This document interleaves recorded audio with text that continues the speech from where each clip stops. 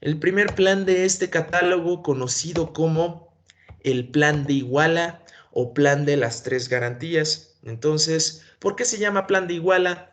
Precisamente porque se firma, porque se establece en la ciudad o en el municipio de Iguala, actualmente en el estado de Guerrero. De hecho, si ustedes checan, ese municipio actualmente se llama Iguala de la Independencia, porque ahí fue donde se firmó este tratado o este plan con el cual se arriba a la independencia del país.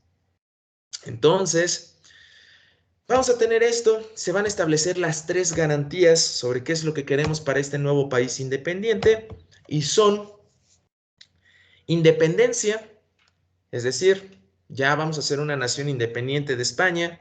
La segunda va a ser la unión y esto significa la unión de todos los ciudadanos, abolir el sistema de castas.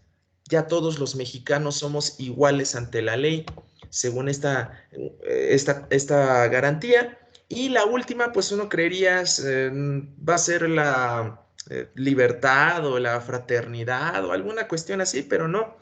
Se estableció que la tercera garantía sería la religión, religión católica obligatoria para todo México. Hurra, ¿no?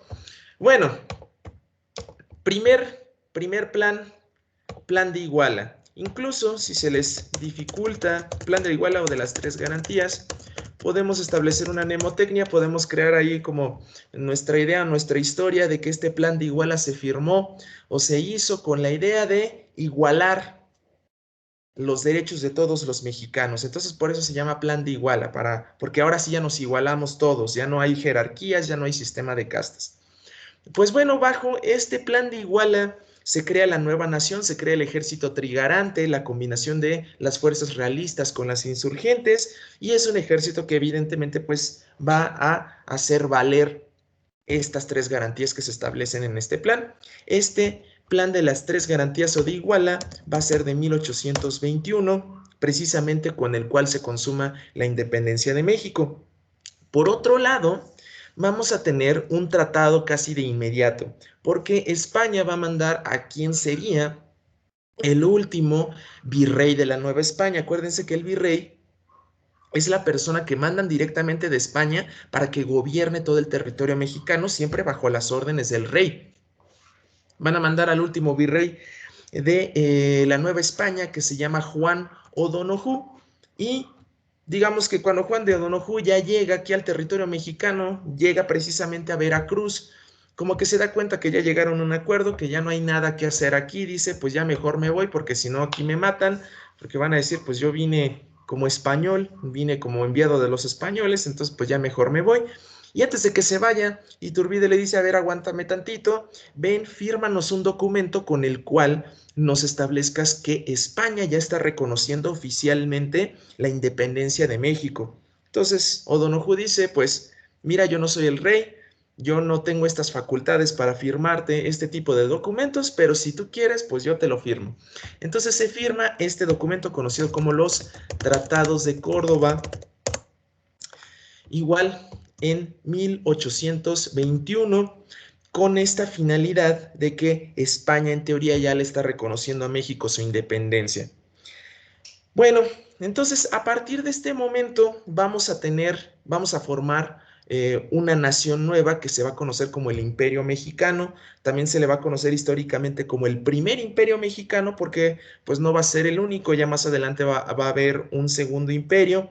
Este imperio es un pequeño experimento que dura muy poco tiempo, dura aproximadamente un año. Se va a fundar en 1822 cuando coronan como emperador, como líder máximo de la nación a Agustín de Iturbide, se nombra como Agustín I de México y entonces empieza a gobernar. Nada más que va a tener unas grandes complicaciones porque no va a poder conciliar, no va a poder darle por su lado a ninguno de los dos bandos. Los conservadores quieren que las cosas se mantengan como estaban, obviamente no quieren respetar este cláusula o esta garantía del plan de Iguala de abolir el sistema de castas. Entonces, los liberales le van a decir a Iturbide, oye, no que ya se iba a abolir el sistema de castas, pues a ver, cúmplelo, forza a los conservadores a que se haga esto.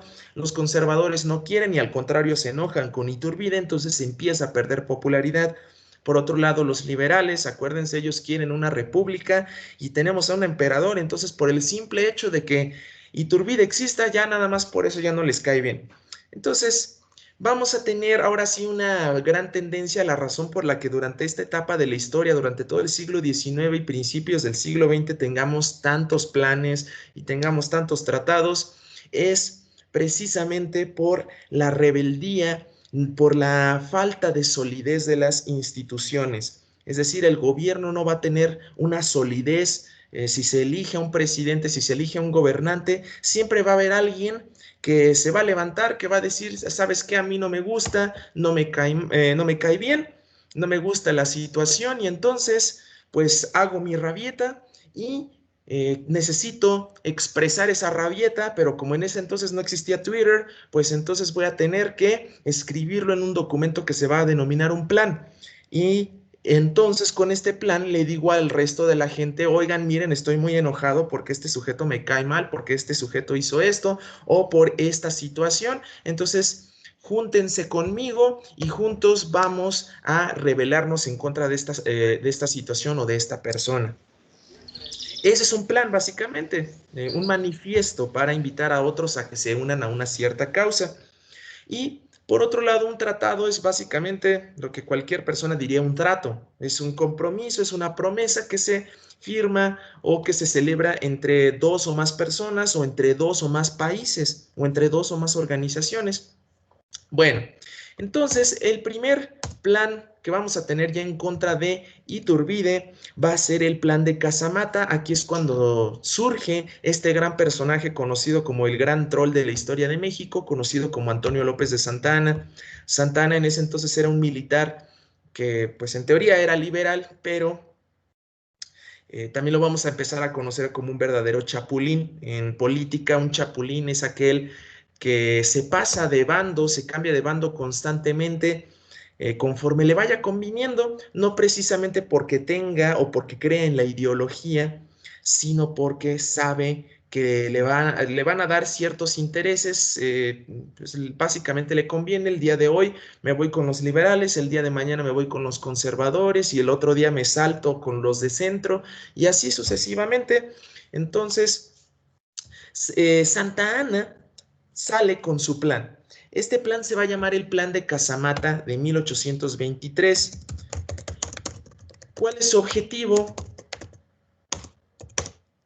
Es rebelarse en contra del gobierno de Agustín de Iturbide e instaurar una república. Éramos un imperio que nada más había durado más o menos un año, entonces eliminar el imperio y que México ahora sea una república. Entonces a este plan se le unen varios otros liberales y con esto logran derrocar a Agustín Iturbide, lo expulsan del país y se crea la primera República Mexicana, donde se elige como presidente a Guadalupe Victoria en 1824.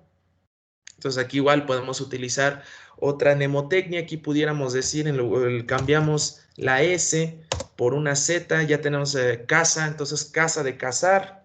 ¿Cuál es el objetivo de este plan? Pues cazar y matar a Agustín de Iturbide porque no nos cae bien.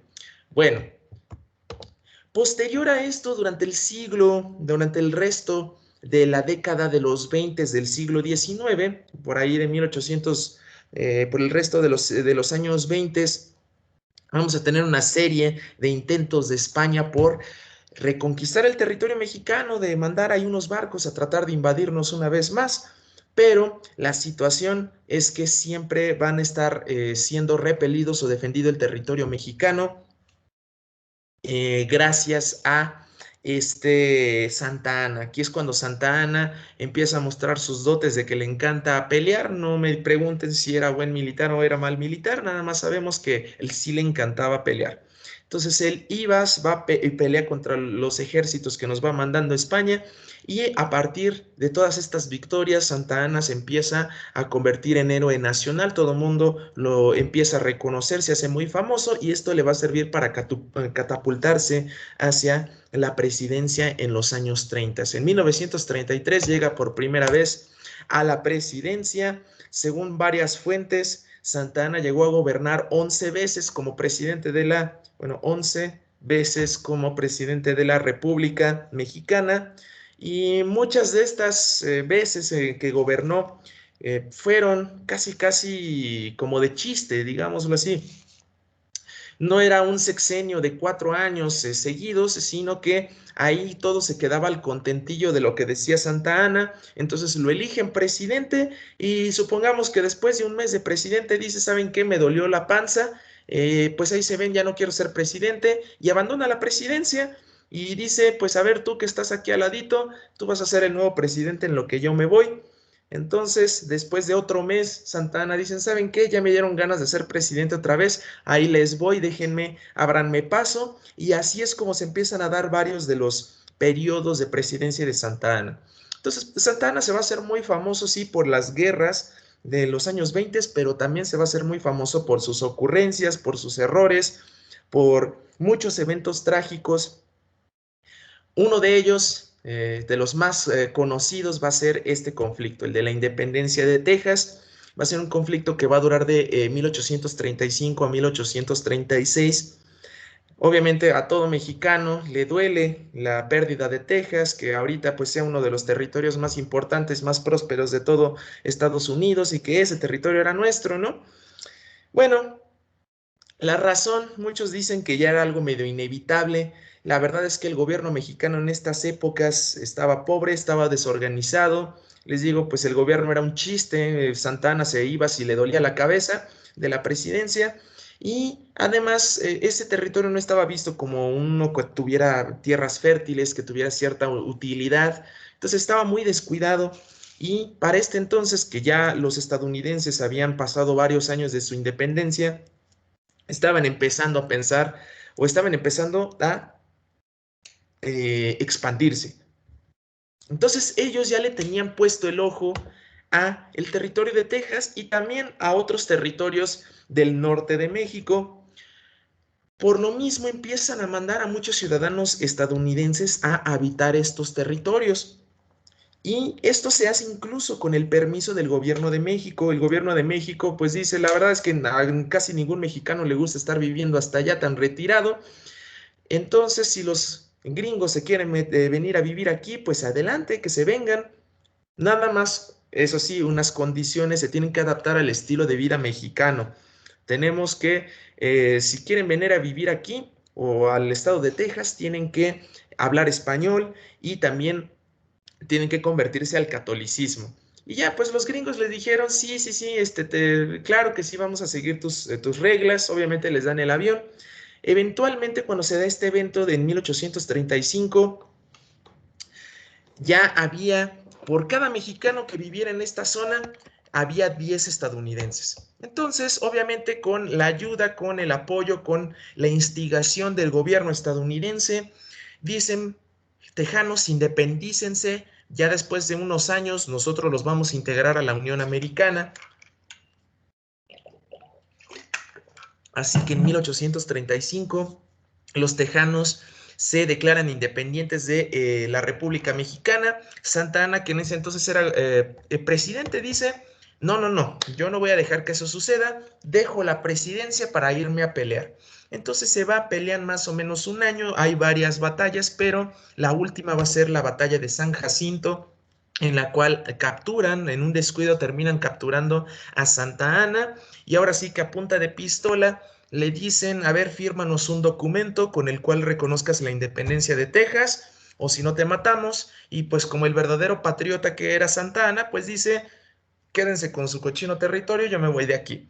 Entonces les firma este documento conocido como el Tratado de Velasco de 1836, cuál es precisamente un tratado entre, según México y Estados Unidos, con el cual se va a reconocer esta situación. Y bueno, otra mnemotecnia para que se acuerden de qué se trata el Tratado de Velasco, pues a mí, por ejemplo, ya saben, todo mexicano le duele un poco o mucho la partida de este territorio, del territorio mexicano. Entonces, pues nada más le cambiamos la V, la cambiamos por una D y decimos que es el Tratado de Velasco, porque estuvo de asco que perdiéramos a Texas, ¿verdad? Bueno, después vamos a tener otros conflictos. El Tratado de Velasco y la pérdida de Texas, la pérdida de las batallas o de la guerra por la independencia de Texas, va a ser el preámbulo directo de esta situación, que va a ser la Guerra México-Americana o la intervención estadounidense de 1846 a 1848. Resulta que Estados Unidos, les digo, le tenía puesto el ojo no solamente al territorio tejano, sino a todos estos territorios del norte de México y ya se habían aprendido una técnica de los franceses, digamos que entre estos conflictos se dio la famosa guerra de los pasteles o primera intervención francesa, en la que Francia vio que México estaba desordenado, estaba muerto de hambre, que no tenía ni en qué caerse muerto, y entonces dice, creo que es mi oportunidad para sacarle una reclamación estúpida a México, pedirle dinero por esta reclamación. Pues básicamente se agarran de que un pastelero en la capital dice, oye, es que se metió a mi tienda de pasteles Santa Ana con todos sus soldados, se comieron estos pasteles y se fueron sin pagar. Entonces Francia, gobierno francés, reclámale al gobierno mexicano que me pague. Y entonces Francia dice, sí, México págale 600,000 pesos, que en ese entonces era muchísimo. Obviamente esos pasteles no valían 600,000 pesos. Y si no te invado, México no tenía para pagar, entonces dice, no te puedo pagar. Francia invade. Estados Unidos se va a agarrar de esta nueva táctica, va a ser la vieja confiable de la época para tratar de abusar de México. Entonces, primero, digamos que en México el gobierno mexicano no va a reconocer el Tratado de Velasco. Sí, te lo firmó Santa Ana, pero el gobierno mexicano le va a decir a Texas y Estados Unidos, pues sí, pero Santa Ana no era presidente en ese entonces, él no tenía facultades para firmarte ese tratado, entonces pues yo no lo voy a reconocer. Entonces digan lo que ustedes digan, y que si se quieren decir independientes, pues díganselo, pero para mí no lo son, siguen siendo un territorio mío, nada más que están en estado de rebeldía.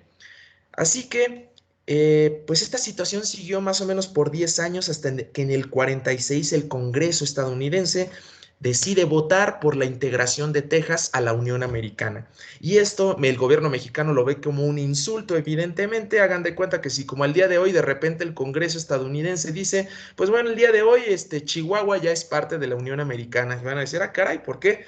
Algo así es lo que sucede. Bueno, obviamente ese territorio ya estaba en disputa, ¿no? Pero al final de cuentas, eso sucede, obviamente no les importa la opinión de México y además se van a aprovechar de los daños ocasionados durante la guerra o de la independencia de Texas. Va a decir Estados Unidos, ¿sabes qué, México? Durante esta guerra tú dañaste propiedades y ocasionaste muchas pérdidas a los ciudadanos estadounidenses que pelearon en esta batalla, entonces págame unas compensaciones. México le dice, pues obviamente no te voy a pagar eso, y Estados Unidos dice, pues te invado, ¿no? Entonces se meten como Juan por su casa desde Veracruz, llegan hasta la cocina, hasta la Ciudad de México, pues lo toman bien facilito, se izan la bandera de Estados Unidos en el Palacio Nacional y ya que México está así agarrado del cogote, pues le dicen, a ver, ahora sí fírmame un documento, a ver si no me lo firmas ahora, con el cual primero ya renuncias automáticamente y para siempre a cualquier pretensión que tuvieras sobre el territorio de Texas, reconóceme ya la independencia de Texas y segundo, pues mira, todos estos territorios me gustaron, véndemelos a fuerzas. Así que este documento se va a conocer como el Tratado de Guadalupe Hidalgo de 1848, con el cual México pues tiene que ceder todos estos territorios, literal la mitad del territorio mexicano. Bueno, pues todas estas ocurrencias de Santa Ana, todos estos grandes fracasos que le dolieron a todos los mexicanos, obviamente empezaron a ser reclamados, empezaron a ser criticados por los liberales. Para este entonces ya Santa Ana era más conservador que nada y precisamente los conservadores que ganan el control del gobierno en 1853 dicen, pues, a ver, ¿quién puede ser el presidente ideal? Ya sé, Santa Ana otra vez. Entonces viene Santa Ana como presidente de México por 11ª ocasión, por 11ª y por última ocasión. Llega en 1853 y ya sé. Entonces Santa Ana ya en esta ocasión, digamos que ya se le soltaron las cabras, ya se le suben los humos Y en lugar de decir, ya a mí ya no me llamen presidente, llámenme Su Alteza Serenísima. Lo que sea que eso signifique, pero llámenme Su Alteza Serenísima. Y entonces se da cuenta Santa Anna que ya el gobierno mexicano está en bancarrota, pero él necesita mantener bien leal al ejército, porque acuérdense, un gobernante, un rey, un presidente, un emperador que no tiene un ejército no puede gobernar, necesita a alguien que pueda usar la fuerza pública para forzar tus órdenes, para forzar tu autoridad. Entonces Santa Anna necesita mantener bien contento, bien consentido a su ejército para que le sigan siendo leal. Y entonces pues empieza a despilfarrar todo el dinero o el poco dinero que tenía México para pues mandarles a comprar unos uniformes estilo europeo a sus soldados y hasta les manda a comprar unas patillas postizas y bien consentidos, ¿no? Estos soldados. Obviamente se queda sin dinero el Estado mexicano, incluso todos los liberales empiezan a preguntar, oye, ¿y dónde quedó todos esos millones que nos pagaron Estados Unidos por la mitad de nuestro territorio? No sé, ya se acabó el dinero. Entonces, Santa Anna se da cuenta que Estados Unidos una vez más le tiene puesto el ojo a un territorio que se encuentra en el norte del país, que se llama La Mesilla. Y el territorio de La Mesilla, pues estaba aquí como por Sonora, por Chihuahua. Era un territorio muy pequeño, no era nada importante realmente, pero Estados Unidos lo quería para construir un ferrocarril ahí. Entonces, Santa Anna dice, ¿saben qué? Vamos a matar dos pájaros de un tiro. Primero, ya sabemos todos que si Estados Unidos quiere un territorio de México, nos lo va a quitar, queramos o no, nos lo va a quitar por la fuerza y además necesitamos dinero. Entonces vamos a vender este territorio de la Mesilla a los gringos y sirve que financiamos una vez al gobierno. Entonces firma el Tratado de la Mesilla de 1853, con el cual literalmente le vende este territorio a Estados Unidos. Así que pues esto ya es la gota que derramó el vaso para los liberales. Dicen ya fuera, Santa Anna ya nos tiene harto. Así que pues acuérdense, si en esta época me cae mal alguien, no estoy conforme con la situación, entonces hago mi rabieta y por lo tanto escribo mi plan. ¿Cómo se llama el plan de esta ocasión? Va a ser el plan de Ayutla de 1854. La mnemotecnia sería, pues, básicamente los liberales están pidiendo ayuda. Pues ayuda se parece un poco a Ayutla, ¿no? Entonces, estamos pidiendo ayuda para sacar a Santa Anna del poder. Esta es la idea de este plan, sacar a Santa Anna del poder e instaurar un gobierno liberal. Se inicia una revolución, la revolución de Ayutla precisamente, que va a durar un año.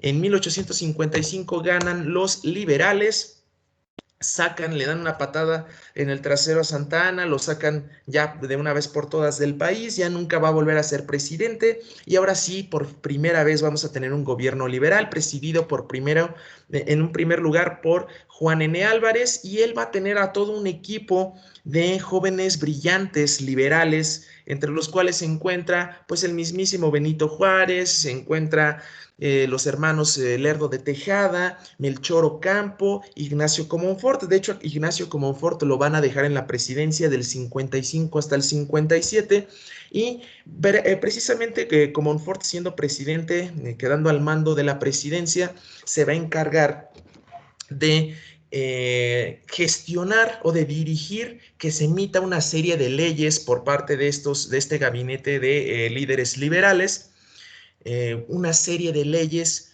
con la finalidad de reducir el poder de la iglesia respecto del gobierno, respecto del Estado, para que haya esta separación de iglesia y Estado. Obviamente en este entonces la iglesia era un ente tan poderoso que estaba tan metido en los asuntos de gobierno, y los liberales fue lo primero que trataron de eliminar. Esta serie de leyes se les conoce como las leyes de reforma, que al final van a tratar de consagrar, las van a elevar a grado constitucional. Por eso van a crear una nueva constitución en 1857 en la que establecen todas estas leyes de reforma. Evidentemente a la iglesia no le gusta, dicen... pues fuera la constitución del 57, hago mi rabieta y digamos que a los liberales pues obviamente les vale gorro lo que diga la iglesia, pero a los que no les vale gorro son a los conservadores son los más persinados Y entonces ellos se ponen del lado de la iglesia y dicen, ¿sabes qué? Pues México, esta constitución no la quiere México, no la quiere el pueblo mexicano, este pueblo de obedientes, leales a la iglesia católica, de devotos, esto no va con los ideales del pueblo mexicano, así que pues hacemos nuestra rabieta. En nuestra rabieta la plantamos en el plan de Tacubaya de 1857. Aquí se levanta en armas prácticamente un militar conservador que se llama Félix María Zuloaga, y a él se le van a juntar todos otro bando de conservadores junto con la Iglesia Católica, y esto va a desatar una guerra entre liberales y conservadores conocida como la Guerra de Reforma o Guerra de los 3 años. En esta época incluso vamos a tener a dos presidentes al mismo tiempo, el presidente de los conservadores, el presidente de los liberales. Habíamos dicho que era Ignacio Comonfort. Él, de hecho, abandona el cargo y deja en su lugar a Benito Juárez. Entonces, Benito Juárez va a ser el presidente de los liberales y al final va a ser precisamente Benito Juárez quien termina ganando esta guerra con el apoyo de esta potencia extranjera que son Estados Unidos. Hagan de cuenta que en este entonces cada uno agarra a su chambelán. Benito Juárez agarra apoyo de Estados Unidos y los conservadores, acuérdense que pues ellos pues adoran la idea de la realeza, de las monarquías europeas. Es su sueño mojado de los conservadores tener un emperador o un rey europeo gobernando México prácticamente desde la independencia. Entonces los dos piden apoyo de estas potencias para financiar la guerra. Al final ganan los liberales al mando de Benito Juárez y pues en 1861, como el país está completamente en quiebra, tiene que emitir una ley para decir, ¿saben qué? Pues las deudas que tenemos con las potencias extranjeras no las vamos a poder pagar ahorita. Se emite la ley de suspensión de pagos, pero esto evidentemente no le gusta a los europeos que habían financiado a los conservadores. Entonces dicen, nos vamos a juntar en la Convención de Londres para ir a invadir México, o bueno, para ir a México a exigirles el pago, y si no nos pagan, pues los invadimos. La vieja confiable, ya saben. Eh, Benito Juárez y su secretario de Relaciones Exteriores logran negociar con España y con Inglaterra. De hecho, se firma otro tratado, los Tratados de la Soledad de 1861, con lo cual logran negociar. Le dicen a España e Inglaterra, ¿saben qué? Pues sí les vamos a pagar, pero nada más, sí estoy presentando. No se preocupen, sí les vamos a pagar, nada más, aguántenme tantito. España e Inglaterra dicen, órale, te perdonamos por el momento, nos vamos, pero Francia tiene otras ideas y de hecho se va a agarrar de esta idea. Dice, yo no te voy a aceptar este trato, yo quiero que me pagues y si no te voy a invadir, y entonces te invado. Y aquí es cuando termina, pues otra vez invadiendo el territorio mexicano, pero esta vez sí se meten prácticamente hasta el centro. Aquí es cuando se da la famosa batalla de Puebla de 1862, logran repeler el ataque de los franceses, pero luego regresan más fuertes que nunca, y por eso en 1863 logran hacerse con la capital. Benito Juárez tiene que irse de la capital y empieza a moverse por todo el territorio mexicano, pues, tratando de escapar del ejército francés. Aquí esta etapa se le va a conocer como la segunda intervención francesa, y aquí es cuando nos mandan a este emperador europeo Maximiliano de Habsburgo. Por eso también se va a conocer como el segundo imperio mexicano. Acuérdense que el primero fue el de Iturbide, Agustín de Iturbide en 1821, 1822. Precisamente Napoleón III, que era el emperador francés en esa época, dice, necesito a alguien que me cuide el changarro que acabo de conquistar, así que pues vamos a pedirle a Maximiliano que venga para acá. Maximiliano, que pues es hermano menor del emperador del Imperio Austrohúngaro, es decir, pues son austríacos, y de hecho para garantizarle la lealtad, para garantizarle el apoyo del ejército francés en el territorio mexicano a Maximiliano, le va a firmar este Tratado de Miramar de 1864.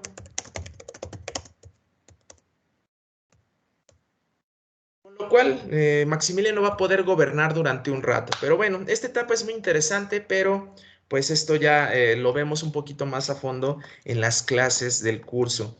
Nada más con que sepan que al final Benito Juárez logra recuperar el poder, logra recibir el apoyo de Estados Unidos una vez más. El ejército francés se ve obligado a abandonar el territorio mexicano por órdenes de Napoleón y por esta razón logran capturar a Maximiliano y lo matan en 1867.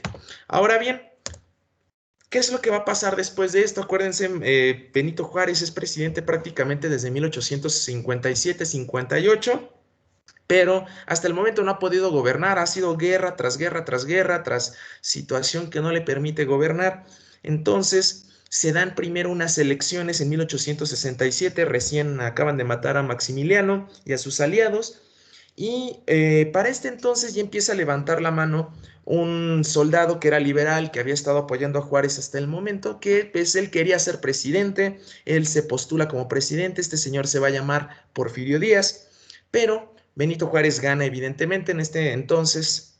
Porfirio Díaz no lo conocen ni en su casa, por eso no va a ganar estas elecciones. Benito Juárez va a gobernar del 67 al 71 y en el 71 se vuelven a hacer nuevas elecciones. Los gobiernos de presidentes duran nada más 4 años, les dicen cuatrienios. De 1867 al 71, en el 71 se celebran nuevas elecciones. Porfirio Díaz se vuelve a intentar postular como presidente, vuelve a perder, obviamente, y entonces aquí cuando ya gana otra vez Benito Juárez, pues Porfirio Díaz de una manera muy irónica se va a levantar con un plan, con su berrinche. ¿Cómo se va a llamar? El plan de la Noria de 1871, con el cual acusa fraude electoral. Háganme favor, ¿no? Acusa con este lema casi casi de sufragio efectivo, no reelección, que Juárez es un tirano, que se está haciendo una especie de dictador que nada más se quiere quedar en el poder por siempre y para siempre, y entonces llama a grupos del ejército para que se unan y desconozcan a Juárez como presidente y lo saquen de aquí, pero una vez más, en este entonces no lo conocen ni en su casa, por esta razón, pues como dicen, le va a hacer lo que el viento a Juárez pues le va a dar el avión, y entonces va a tratar de gobernar un ratito más, pero iba a gobernar del 71 al 75, pero el gran problema es que Juárez se muere en el 72, le da angina de pecho o lo envenena la carambada, no sabemos, y entonces se va a quedar en su lugar el que era su mano derecha, que es Sebastián Lerdo de Tejada. Él va a gobernar del 72 al 76. Entonces en el 76 se celebran nuevas elecciones, Porfirio Díaz se vuelve a postular, pero otra vez pierde. Lerdo de Tejada gana las elecciones para gobernar del 76 al 80 y entonces, pues Porfirio Díaz, ahora sí que pues, le sale humo de los oídos, dice, no es posible, pues me pues vuelvo a hacer mi berrinche, es decir, vuelvo a publicar un nuevo plan, plan de Tuxtepec de 1876, con el cual, pues hagan de cuenta que es el plan de la Noria, versión 2.0, nada más. El de la Noria estaba dirigido específicamente contra Juárez, el de Tuxtepec está dirigido contra Lerdo de Tejada, para que desconozcamos a Lerdo de Tejada y para que se anulen las elecciones. Esta vez, ahora sí, consigue el apoyo suficiente para forzar a Lerdo de Tejada que se vaya del país, y a partir de este momento llega Porfirio Díaz al poder. Y pues bueno, ya estando ahí en la presidencia, pues le va a gustar tanto ser presidente que se va a quedar ahí nada más unos 35 años, de 1876 a 1911. A este periodo lo vamos a conocer como el Porfiriato, una época de muchos contrastes, de muchas desigualdades y de progreso y de orden, pero también de violencia, de represión. Digamos que si a ustedes le preguntan a un conservador quién fue el mejor presidente de la historia de México, seguramente les va a decir que fue Porfirio Díaz o Felipe Calderón, válgame Dios. Pero bueno, pues obviamente este tema también lo vemos mucho más a fondo durante las clases. Ahora, pues aquí nos estamos interesando más que nada en la cuestión de los planes. Así que durante todo el gobierno de Porfirio Díaz van a ocurrir un montón de injusticias, van a ocurrir represiones brutales, sangrientas, Pero uno de los eventos principales por los que se inicia la lucha revolucionaria es porque en 1908, ya lleva tantos años de presidente Porfirio Díaz, él concede una entrevista a un periodista canadiense que se llama James Creelman. James Creelman está escribiendo para una revista estadounidense y pues Porfirio Díaz sabe que tiene que quedar bien ante el público estadounidense. Entonces, durante la entrevista, Creelman le insinúa a Porfirio Díaz, oye, pues la verdad, tú eres un dictador, ya lo que tú estás haciendo es una dictadura, ¿verdad? Entonces Díaz dice, no, ¿cómo crees? Yo no soy un dictador, yo nada más había estado esperando, había estado cuidando México, estaba esperando pacientemente el día en el que México ya estuviera listo para la democracia, para la transición democrática. Y es más, mira, en las elecciones de 1910 yo ya no me voy a postular, yo ya me voy voy a dejar de postularme como candidato presidencial y ya voy a dejar que México sea democrático, ya está listo para la democracia. Todo mundo se entera de la noticia y dicen, ya viste que Porfirio no va a competir por la presidencia, pues es nuestra oportunidad. Y entre ellos se encontraba Francisco I. Madero, que era miembro de una de las 5 familias más ricas de todo el país en este entonces. Él estudia en Europa, en Estados Unidos, es muy culto, es muy idealista, pero pues habrán a ver pues muchas situaciones que nos van a poner en evidencia que no era muy brillante en las cuestiones políticas. De hecho, pues hay muchas personas que se llegan a preguntar, oye, ¿qué significa esta I de Francisco y Madero? Y unos dicen que es de Ignacio, otros dicen que es de Indalecio, y algunos otros van a decir que es de idiota. Ahorita vamos a ver por qué. Pero bueno, en 1909 él funda el Partido Nacional Antirreeleccionista y se pone a dar campaña por todo el país, recorre todo el país, se hace muy popular.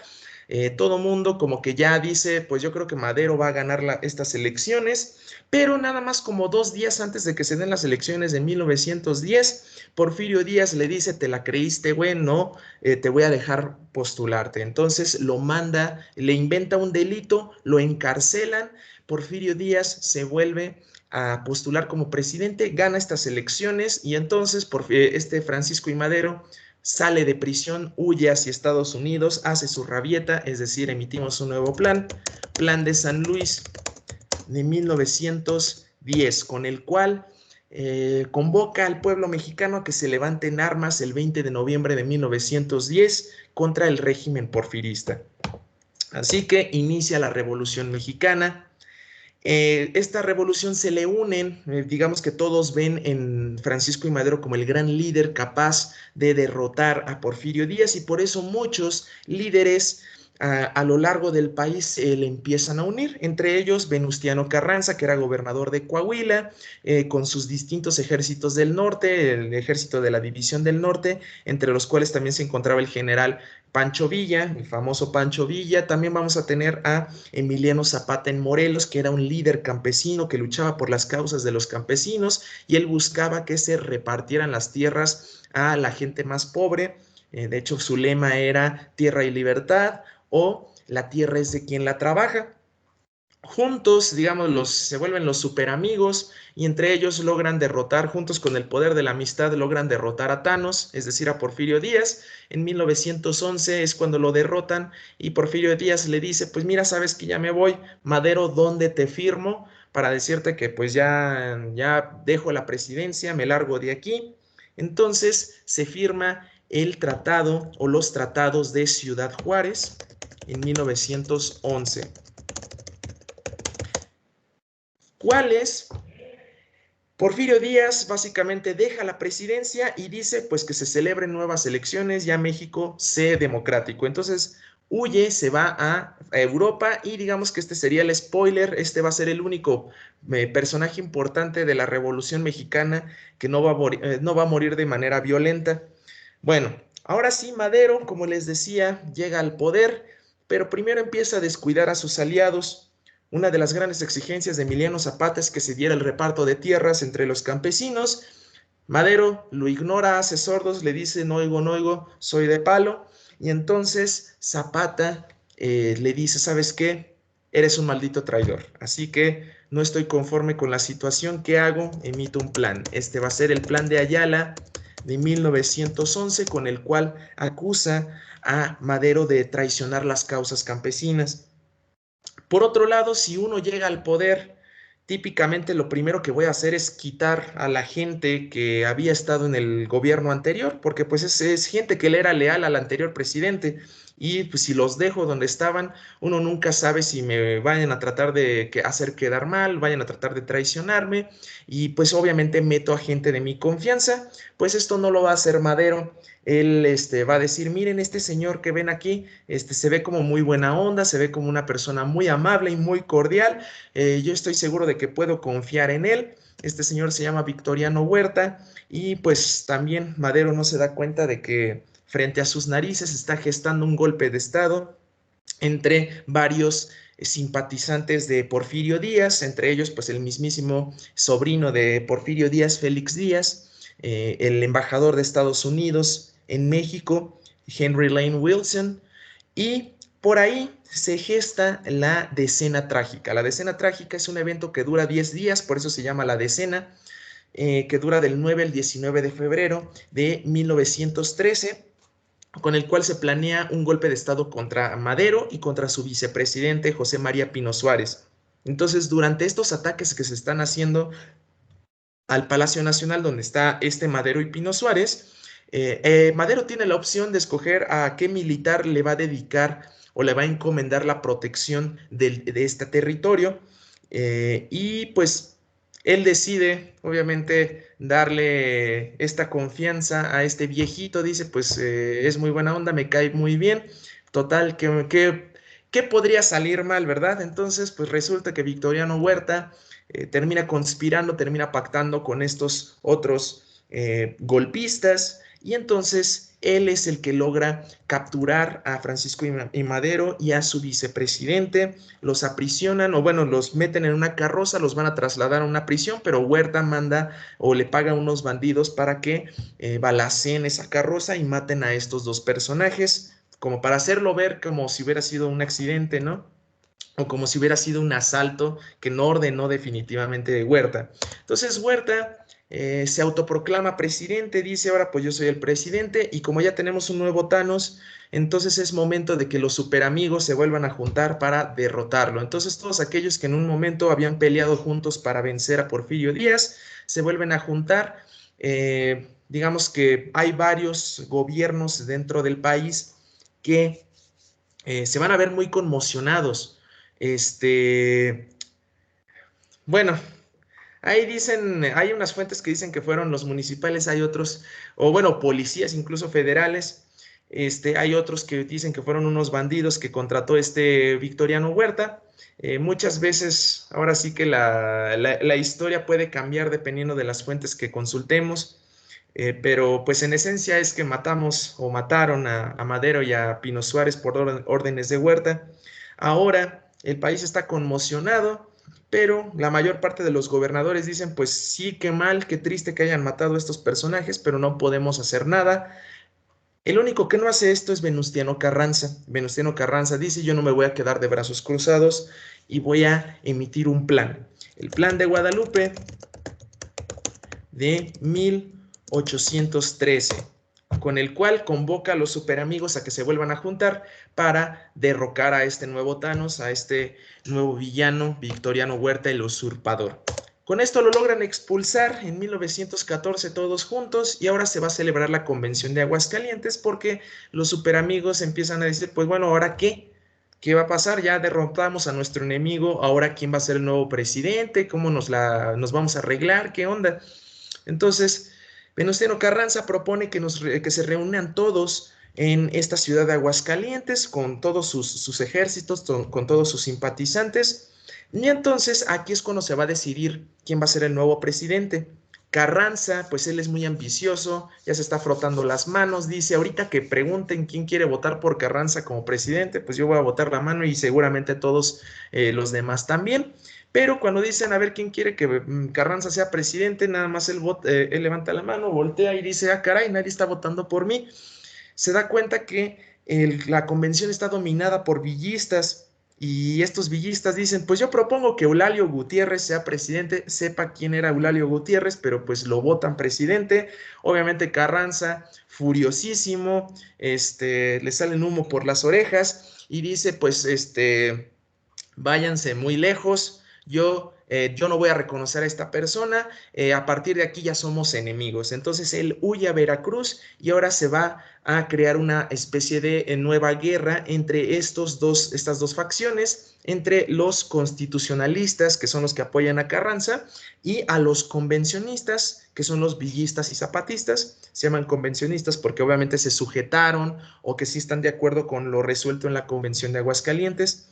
Así que se empieza una guerra, una nueva guerra. Si se dan cuenta, la Revolución Mexicana, pues ha sido nada más eso, una lucha entre, pues primero hay un gran villano, hay un gran oponente que tenemos que vencer todos, nos juntamos todos para vencerlo, y ya que está derrotado, pues nos empezamos a pelear entre los que fuimos amigos, surge un nuevo villano, luego nos unimos para derrotarlo y otra vez nos peleamos entre nosotros.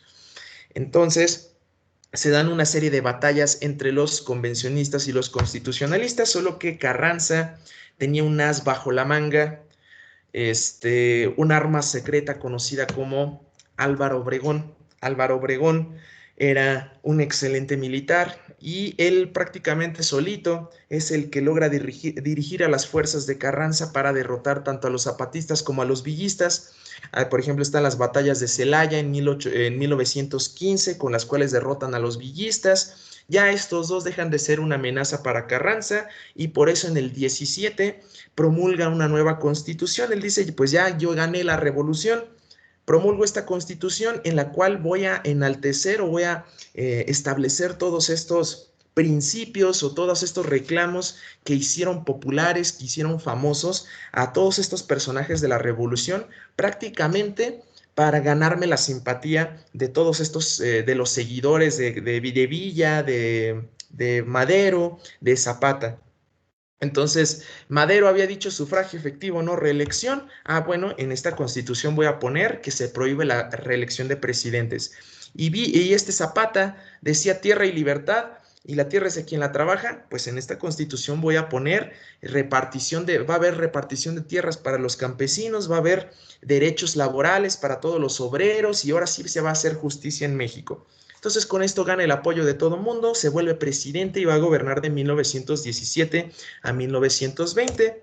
Pero ¿qué sucede? Ya en el 20, que se acaba su periodo presidencial, Álvaro Obregón levanta la mano y dice, señor Carranza, yo quiero ser presidente de México ahora, yo te ayudé a ganar la revolución. Pero Carranza, en lugar de designar a Álvaro Obregón como su sucesor, él va a designar a un sujeto que ni en su casa conocían, que era embajador de México en Estados Unidos, tan ni lo conocían que yo ni siquiera me acuerdo de su nombre. Y entonces esto va a inspirar la furia de los amigos y de los seguidores de Álvaro Obregón, y entonces pues van a emitir el que será nuestro último plan de la clase, el plan de Agua Prieta de 1920. Con el plan de Agua Prieta, Plutarco Elías Calles, que era un amigo muy cercano de Álvaro Obregón, y otros amigos de este personaje, se levantan en armas contra Venustiano Carranza y lo obligan a dejar la presidencia. De hecho, intenta él huir hacia Veracruz, pero pues estando por ahí lo asaltan, lo matan, pues Carranza muere en el 20 y entonces, bienvenido seas Álvaro Obregón, vas a gobernar de 1920 a 1924. Dentro del gobierno de Álvaro Obregón, lo más importante que tendríamos que saber es que se firmaron los tratados de Bucareli.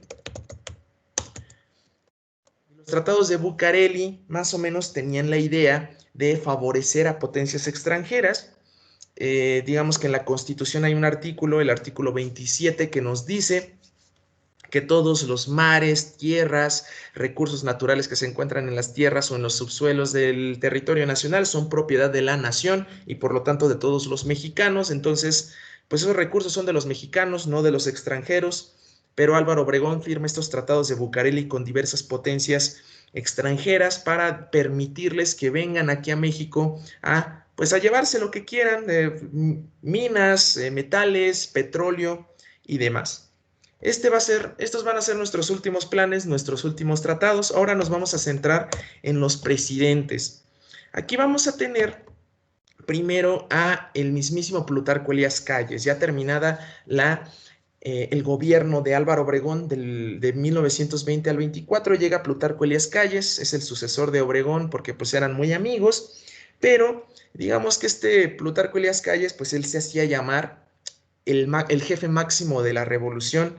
Él era de una ideología medio rara, no sé, a veces decía que era como socialista, que era de izquierda, pero también tenía como costumbres o eh, modos muy como de derecha, muy autoritarios. Pero lo que sí estamos seguros que era extremadamente anticlerical. Él emite la ley Calles con la idea de reducir los derechos de los funcionarios de la Iglesia Católica, reducir la influencia y el poder de la Iglesia Católica en el territorio nacional. Sí, necesitábamos mermar aún más a la Iglesia Católica porque pues con las leyes de reforma de ahí de la época juarista no fue suficiente. Entonces, con esta ley Calles, básicamente le estaban prohibiendo a los sacerdotes que se postularan como candidatos de elección popular, no podían participar en la política, es más, no podían hablar de política en sus misas o en sus ceremonias, incluso esto sigue vigente el día de hoy, en teoría está prohibido que un sacerdote te hable de política o te diga, ay, vota por tal candidato durante una misa o durante una ceremonia, porque estamos de acuerdo que si se permitiera, pues el PAN siempre estaría ganando, ¿no? Le dirían a todo mundo, vota por el PAN. Entonces, obviamente esto no le gusta a la Iglesia Católica y entonces una vez más convoca al pueblo santo, al pueblo leal y devoto de México para que luche contra este gobierno ateo y opresor. Así que se desata una guerra de 3 años que se llama la Guerra Cristera, va a durar de 1926 a 1929. Y bueno, con todo el caos que se está viviendo en el país, termina el cuatrienio de Plutarco Elías Calles. Y entonces Álvaro Obregón como que regresa y dice, ¿saben qué? Miren todo el caos en el que dejó el país, al país este Plutarco Elías Calles, se nota que pues él hizo un muy mal trabajo, lo que México necesita es a mí otra vez. Entonces él mueve sus influencias para que se reforme la constitución y se permita la reelección de presidentes y entonces se celebran las elecciones del 28 y él gana las elecciones. Entonces ya es presidente electo, pero se va a celebrar a un restaurante en la Ciudad de México conocido como La Bombilla y ahí sale un fanático religioso y le da unos plomazos, lo matan. Entonces, con esta situación, todo mundo voltea a ver a Plutarco Elías Calles y dicen, ya nos esperamos que él vaya a tratar de hacer alguna movida rara para perpetuarse en el poder, como todos antes que él lo han hecho o lo han intentado hacer.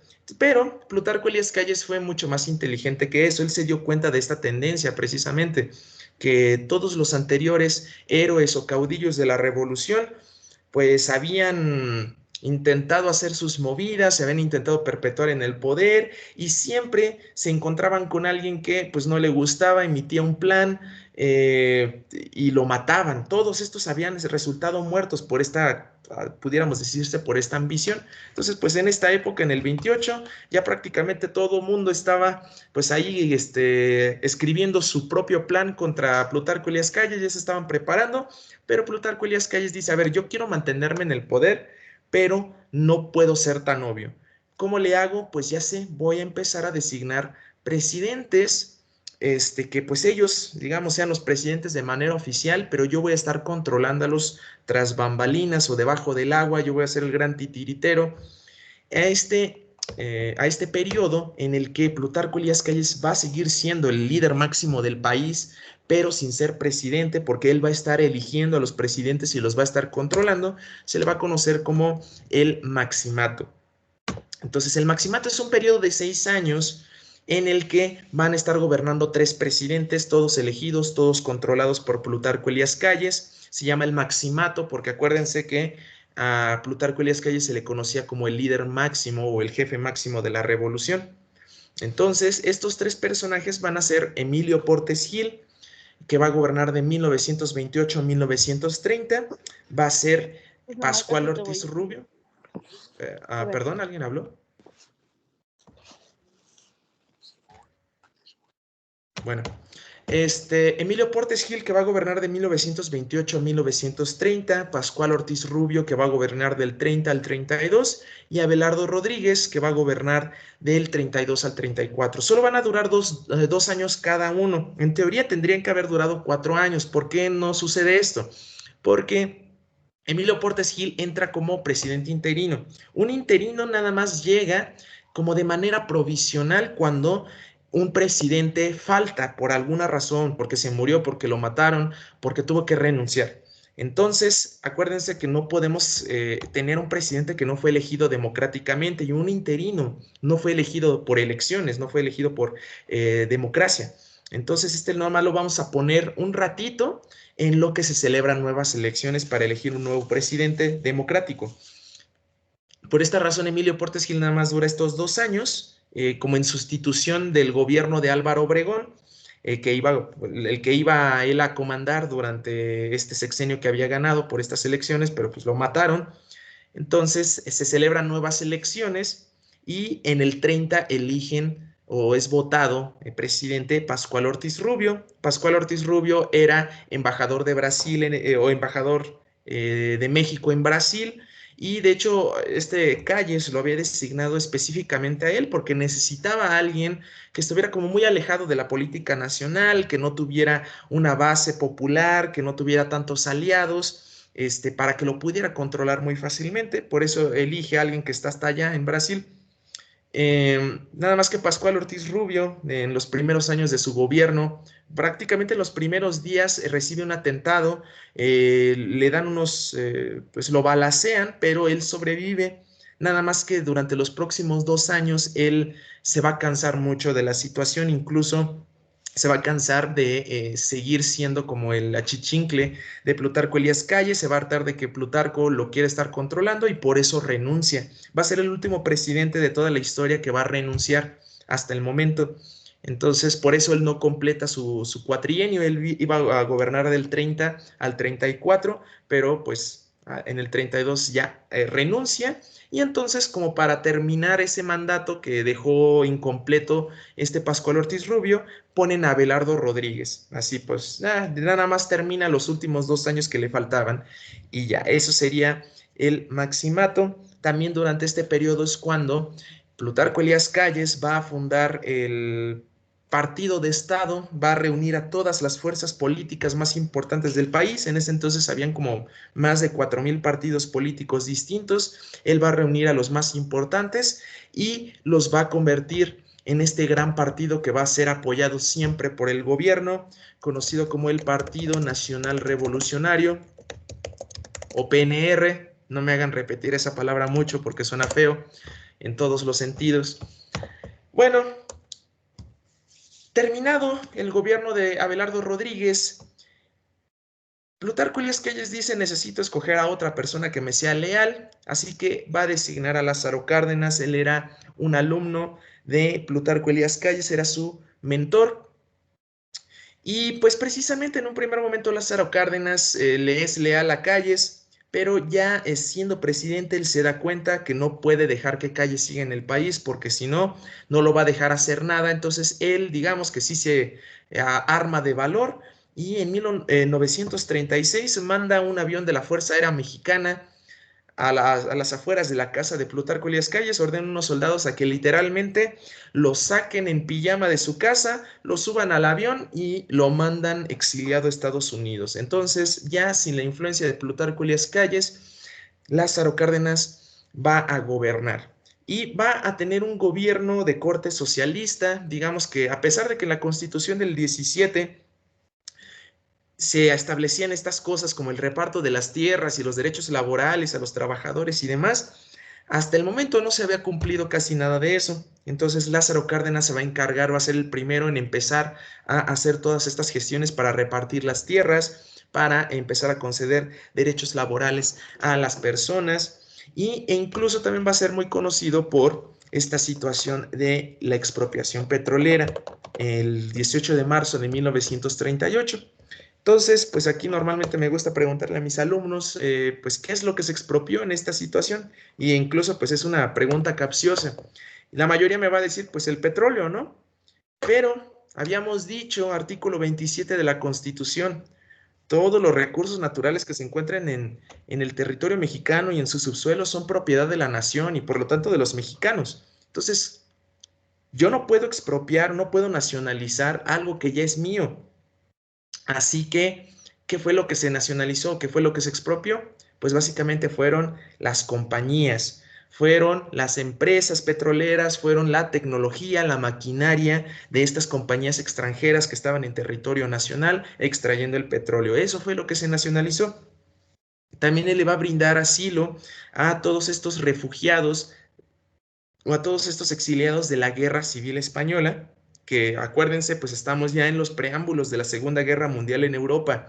Entonces, se está viviendo una guerra civil en España y Lázaro Cárdenas les abre las puertas.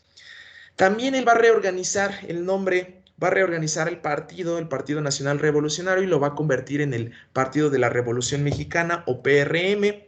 Y pues como sabemos, este partido va a continuar siendo de donde salen todos nuestros próximos presidentes. El sucesor de Lázaro Cárdenas va a ser Manuel Ávila Camacho. Él va a gobernar de 1940 a 1946. Ya con Cárdenas iniciamos los sexenios, los periodos de 6 años de gobierno presidencial.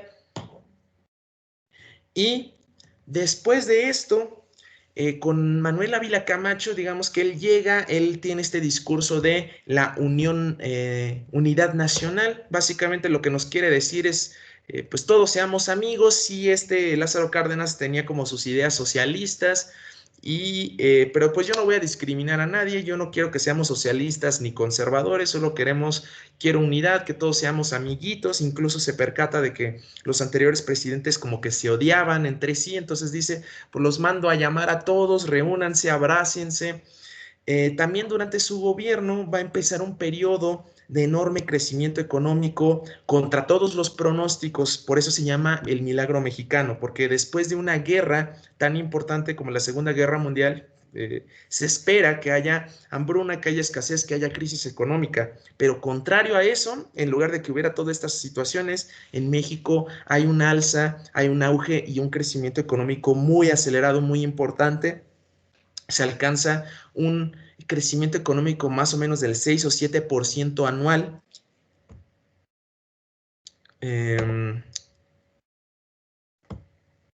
No me deja entrar. Pues aquí no me sale nadie pendiente de autorización. No sé qué esté sucediendo.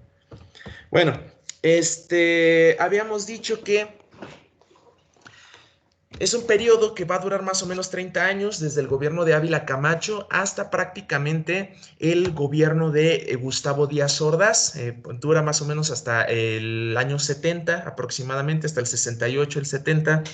Un crecimiento económico aceleradísimo del 6 o 7% anual. No necesitan saber mucho de economía para entender qué tan importante o qué tan grande era esta cantidad. Nada más ponerles en perspectiva que, por ejemplo, del 2005 al 2015, únicamente en este periodo de 10 años solamente crecimos el 2% en la economía. Aquí se alcanzaba un crecimiento del 6 o 7% cada año, para que vean pues lo importante del periodo.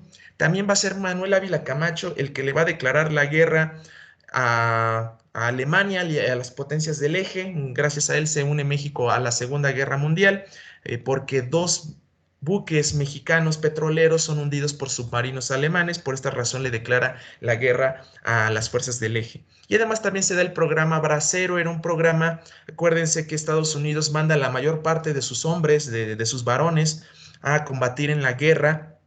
Y entonces, para evitar que Estados Unidos, que el país perdiera toda su economía, porque pues las empresas, la industria, todo esto se va a quedar descuidado. Antes nada más los hombres podían trabajar, o nada más eran los que trabajaban. Entonces, por eso Estados Unidos empieza a incentivar a las mujeres a que empiecen a trabajar y a tomar los roles de trabajo que tenían los hombres. Por eso empiezan a salir estos pósters, póster muy famoso de la chava con el paliacate, y que tiene así como que le está haciendo así, como esta imagen que ahorita pues ya se ha adaptado como feminista.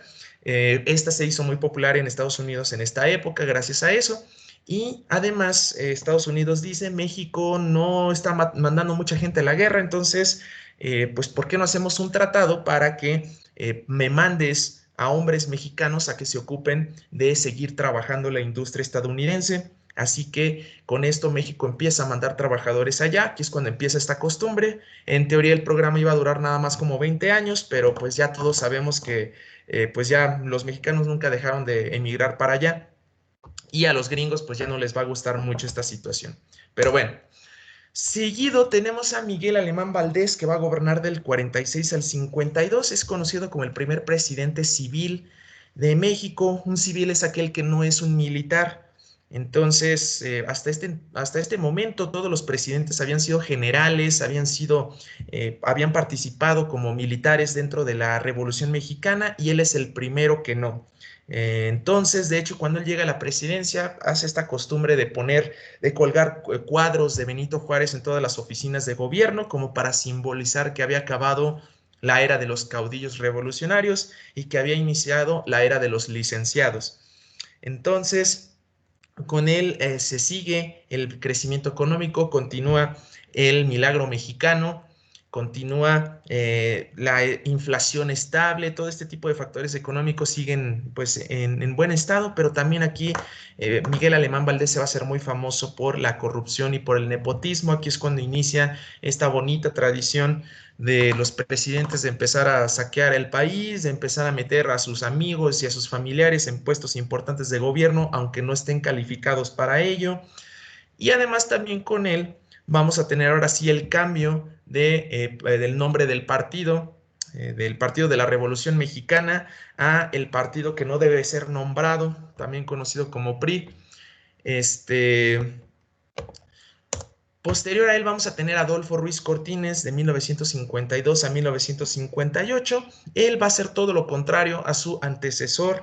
Él, en lugar de despilfarrar dinero y de robar y de demás, él, digamos que llega un poco con un discurso que de hecho, pues si ustedes han escuchado las noticias en los últimos 2 o 3 años y han seguido o les interesa la política, seguramente encontrarán una similitud entre el discurso de este presidente con el actual, con López Obrador. López Obrador llega con este discurso de gobierno honesto, de combatir a la corrupción, de dejar de gastar tanto dinero, incluso pues hasta hizo muy famosa esta política de reducirse su propio salario. El presidente no debe de ganar más de 100,000 pesos al mes.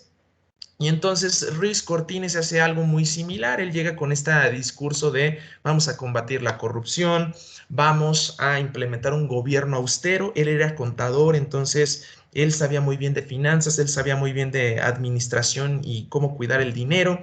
Entonces él fue muy modesto. De hecho, dicen que aún terminada la presidencia, nunca le encontraron casas, mansiones, propiedades en el extranjero. Siempre fue una persona muy modesta y muy honesta.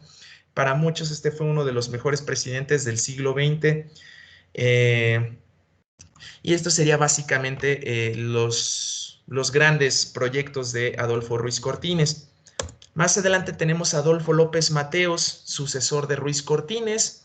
Para muchos otros, este también es otro de los mejores presidentes de la historia de México, más de la historia de México contemporánea.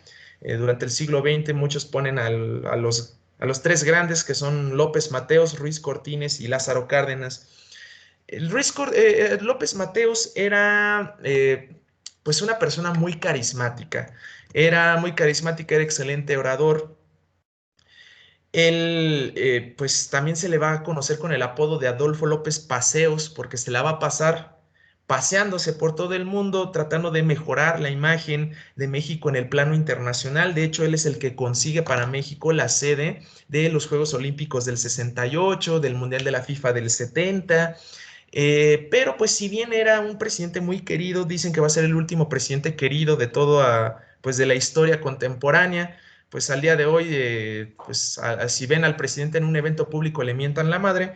En esta época decían que si lo veían, pues todo mundo quería tomarse la foto con él o quería, bueno, no sé si existían bueno, sí había fotos en ese entonces, pero no sé si cualquiera se podía tomar fotos o cualquiera cargara cámaras, pero pues todo mundo quería saludarlo, todo mundo le aplaudía, por lo mismo de que era muy popular. La economía vivió una etapa de estabilidad muy importante. Ya va a ser uno de los últimos gobiernos en los que la economía se va a manejar bien y en las que va a haber periodos de estabilidad, pero también dicen que lo carismático y lo buena onda que era ocultaba también que era muy represor y que de hecho pues durante su gobierno se dieron represiones violentas contra movimientos de protesta, protesta pacífica, movimientos de sindicalistas, de ferrocarrileros, de maestros que de repente pues se quejaban contra el gobierno de manera pacífica, nada más iban a marchar y ya no hacían destrozos ni nada, pero a pesar de eso, represión violenta. Y pues en este momento vamos a tener pues aquí como que llevar un poco la pista del panorama económico. Tenemos, por ejemplo, aquí que el peso, o más bien que el dólar vale 12.50 pesos en esta época. Este va a ser la última vez, una de las últimas veces en las que el valor del peso va a estar tan alto en comparación con el dólar. La inflación es del 14%. La inflación, para los que no lo sepan, se refiere al alza generalizada de los precios. Esto quiere decir, por ponerles un ejemplo, el día de hoy o cada día yo gano 100 pesos al día, pero supongamos que hoy voy y me compro en el Oxxo una coca que me vale 10 pesos. Si hay una inflación importante, entonces el día de mañana yo sigo ganando 100 pesos, pero esa coca ya no vale 10 pesos, vale 50. Entonces, si se dan, ahora ya nada más me alcanza con ese salario diario para comprarme dos cocas. Eso significa, sigo ganando el mismo salario, pero ahora ya no me alcanza para mucho menos. Eso es la inflación. Y un nivel del 14% es excelente. Y ahorita van a verlo. Ahora tenemos, pues ahora sí, para muchos el mismísimo Satanás en persona, Gustavo Díaz Ordaz. Él era todo lo contrario a su antecesor, mientras López Mateos algunos decían que era carita y que era muy carismático y que todo el mundo lo quería y era muy alegre. Gustavo Díaz Ordaz era todo lo contrario, él no era muy agraciado como lo podrán ver, incluso dicen que cuando era chiquito estaba su mamá enfrente de él, no le caía bien su propio hijo, le llegó a decir en su cara, ay, qué hijo tan feo tengo. Entonces... Muchos dicen que esto lo convierte en una persona sumamente amargada y prácticamente muy vengativo, muy represor, mientras López Mateos decía que su gobierno era de extrema izquierda. Gustavo Díaz Ordaz decía que era anticomunista, era conservador, era sumamente represor y va a ser muy conocido por la famosa matanza de Tlatelolco el 2 de octubre de 1968, unos días antes de que se celebraran los Juegos Olímpicos. Entonces, pues al día de hoy se sigue recordando este evento, dicen el 2 de octubre no se olvida, pues una matanza, hubo matanza de estudiantes, se cree que murieron entre 300 y 400 personas y resultaron más de 1000 personas heridas. Entonces decían que él era como muy paranoico, él llegó a trabajar incluso como una especie de espía de la CIA, que es la agencia de inteligencia estadounidense. Acuérdense, en este entonces estamos en plena Guerra Fría, en plena guerra entre Estados Unidos y el capitalismo, y la URSS y el comunismo. Entonces, Gustavo Díaz Ordaz veía detrás de cada movimiento, detrás de cada protesta, detrás de cada huelga, veía comunismo. Decía, hay espías cubanos, hay espías rusos detrás, quieren desestabilizar mi gobierno y por esta razón los mandaba a reprimir de una manera tan violenta. Aquí con Luis Echeverría empieza la era en que todo se va para abajo. Él va a ser muy conocido por su retórica socialista y apelar al populismo. El populismo se refiere a que un presidente te dice lo que quieres escuchar, aunque no sea la decisión más inteligente o la decisión más técnica. Aquí, pues en este entonces, los presidentes son abogados, no saben de economía, no saben manejar de economía, pero ellos tienen todo el control sobre la economía. Ellos decían si se devalúa el peso o no, si se imprime más monedas, si se imprimen más billetes o no. Y esto obviamente va a tener efectos catastróficos para la economía, como lo vamos a ver. Con su sexenio, la inflación, habíamos dicho que con López Mateos estaba en el 14%, con Díaz Ordaz estaba en el 16%, con él alcanza el 126%. El dólar en el sexenio de López Mateos y de Díaz Ordaz estaba a 25 pesos, estaba a 12.50, en el de Luis Echeverría se duplica. Imagínense, ahorita está en 22 pesos más o menos, es como si pues en el próximo sexenio ya estuviéramos en 44 pesos por dólar. Esto es más o menos lo que sucede, se triplica la deuda externa, siguen las represiones violentas, el halconazo también fue una matanza de estudiantes, nada más que fue en el norte del país. Y tenemos también la Guerra Sucia, que fue un contexto en el que a todo mundo, bueno, en el que el propio gobierno mexicano, la policía, el ejército, por órdenes del presidente, iba y secuestraba, torturaba, mataba a gente que estuviera en contra del gobierno o que no le cayera bien al poder. López Portillo, José López Portillo y Pacheco gobierna del 76 al 82. Él va a ser también por muchos considerado y conocido como uno de los peores presidentes de toda la historia. Con él la economía ahora sí se va al fondo. Tenemos el auge del petróleo porque se descubren nuevos yacimientos petroleros en México y entonces dice López Portillo, ya somos ricos, es hora de despilfarrar el dinero. Se decía que en este sexenio se gastaba por hora 70,000 millones de dólares. Entonces, digo, 70 millones de dólares, no 70,000, pero cada hora se gastaban 70 millones de dólares y por esta razón se alcanza un nivel de inflación tremendo del 417%. El dólar empieza a costar 148, casi 150 pesos. Como se darán cuenta, se multiplicó el valor en muchísimo. Eh, entonces, como con él se da el auge del petróleo, se empieza a dar el despilfarro, también va a ser muy conocido por la corrupción rampante, por el nepotismo. El nepotismo se refiere a abusar de mi influencia y de mi poder para poner a gente, mis familiares, a mis amigos en el gobierno, aunque no sean capaces. Entonces, él incluso puso como a su hijo como subsecretario de gobierno y hasta va a decir públicamente ante los medios que era el orgullo de su nepotismo. Finalmente, con todas las ocurrencias que tuvo, con todos los malos efectos que tuvo para la economía, con la devaluación del peso ante el dólar, pues él hace un discurso en el que empieza a llorar públicamente, dice que va a defender al peso como un perro y dice que nos han saqueado, se enoja, golpea el podio en el que está, y dice, no sé a quién le estaba echando la culpa, no sé a quién estaba diciéndole que nos han saqueado, pero pues bueno, con tal de no admitir que fue su error, ¿verdad? Y al final, unos últimos, como 3 meses antes de que se acabara su mandato, nacionaliza la banca, es decir, el Estado compra todos los bancos. Dicen que este fue un error que le costó al país aproximadamente como 2 billones de pesos. Ya más adelante se va a tener que componer esta situación, pero bueno. Miguel de la Madrid Hurtado va a ser el primer presidente de los llamados tecnócratas, es decir, son gente ya muy estudiosa, gente experta en economía, gente que estudia en Estados Unidos y por lo tanto se ve impregnada con la ideología estadounidense, con el modelo neoliberal. Es un modelo que nos dice que el Estado ya no debe intervenir en la economía. Entonces, si tu Estado que estás administrando todas estas empresas, véndelas, sácalas de aquí, véndeselas a los empresarios porque el Estado es un mal administrador. Entonces él empieza a implementar la política neoliberal e empieza a vender estas compañías que eran del gobierno a los empresarios. Aquí se ven ahora sí los estragos de las malas decisiones de Echeverría y de López Portillo. Si ustedes creen que luego las consecuencias digamos que en un sexenio hay crisis económica, hay violencia, hay distintas, sí, sí he estado presentando, pero no sé. A ver, denme un momento en lo que... um,